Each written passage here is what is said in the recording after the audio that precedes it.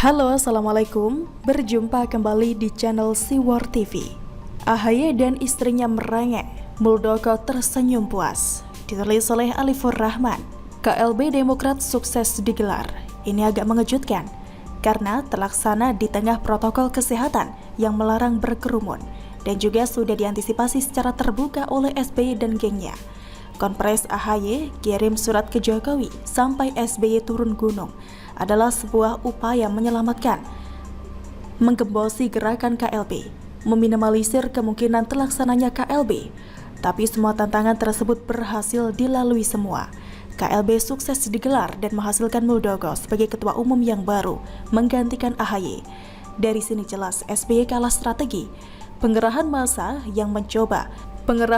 yang coba membubarkan KLB tidak membuahkan hasil. Sementara ancaman atau perjanjian solid yang sudah dikirimkan ke DPC rupanya tidak semuanya sampai. Ada DPC yang hadir dan menyatakan diri mendukung Muldoko.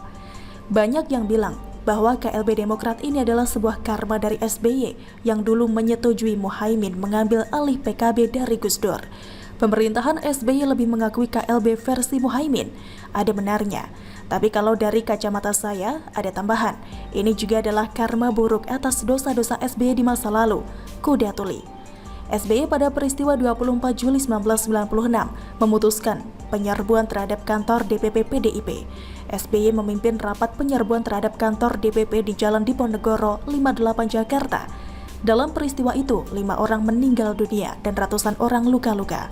Ibu Megawati sebagai Ketum PDI Kongres Surabaya ditekan oleh pemerintah Soeharto karena rezim Orde Baru ini tidak mau atau anti dengan anak Bung Karno.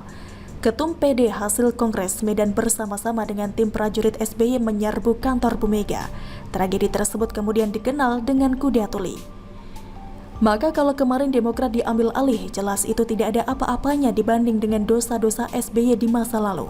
Namun jika kita yakin bahwa karma itu biasanya lebih buruk, maka mungkin beberapa kejadian ke depan masih akan menyeret SBY dan keluarganya ke lubang kenistaan. Alasan SBY kerap menyebut bahwa KLB Demokrat adalah intervensi pemerintah karena dia takut dengan bayang-bayang masa lalunya. Teringat dengan tragedi kuda tuli, di mana pemerintahan Soeharto mengintervensi kepemimpinan Megawati.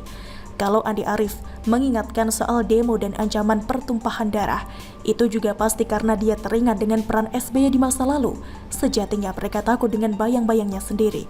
Kalau semalam AHY merespon bahwa KLB tersebut tidak sah, lalu istrinya juga ceriwis dan bilang terjadi pemerkosaan demokrasi, yaitu biasa saja. Semua partai pasti mengalami dualisme kepemimpinan, akan mengatakan hal yang sama, menuduh pihak lain tidak sah. Tapi bagi Muldoko sebagai mantan Panglima TNI dan saat ini menjabat sebagai Kepala KSP, pasti sudah memperhitungkan keputusan ini secara matang. Dia tidak akan menerima keputusan Kongres tersebut jika tanpa perencanaan atau langkah strategis yang akan dia lakukan selama ini.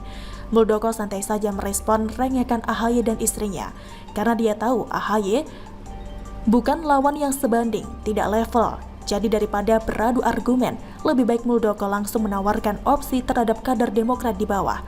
Opsi apakah mereka akan berada di ketiak AHY dan dinasti politik keluarga Yudhoyono, atau menjadi bagian dari partai yang demokratis, yang semua orang bisa menjadi pemimpin tertinggi tanpa memandang keturunan. KLB yang sudah sukses digelar akan dilanjutkan dengan gerilya ke DPC dan anak ranting. Menawarkan opsi tersebut karena mereka sebelum ini tidak punya opsi apa-apa, hanya bisa menerima tekanan dan pilihan tunggal dari SBY. Mereka yang dinilai tidak loyal pada anaknya akan diganti atau dipecat. Pertanyaannya, apakah mereka akan terus berada dalam bayang-bayang partai keluarga semi kerajaan? Narasi dan gerilya ke bawah tentu akan lebih kreatif dan beragam. Namun intinya para kader sekarang punya pilihan. Jika melihat AHY yang tidak bisa membuat keputusan, bicara nggak nyambung dan cuma jago main TikTok, rasanya kader Demokrat akan lebih milih Muldoko. Sementara AHY akan terus merengek dan menganggap Muldoko tidak sah tanpa mau melakukan aksi turun gunung ke daerah untuk memperkuat kadernya. Karena seperti kata Johnny Allen, AHY berada di puncak tapi tidak tahu cara mendaki. Maka dia juga tidak akan tahu caranya turun gunung. Sementara SBY, bapaknya yang membawa AHY ke puncak, adalah sosok dengan banyak beban dosa di masa lalu, Yang dia hadapi bukan sekedar Muldoko, tapi juga sikap semena-mena selama ini dalam membangun dinasti politik di Partai Demokrat. Begitulah kura-kura. Bagaimana menurut Anda? Silahkan tulis komen Anda di kolom komentar. Jangan lupa untuk like, subscribe, dan share. Siwar TV pamit, sampai jumpa. Wassalamualaikum warahmatullahi wabarakatuh.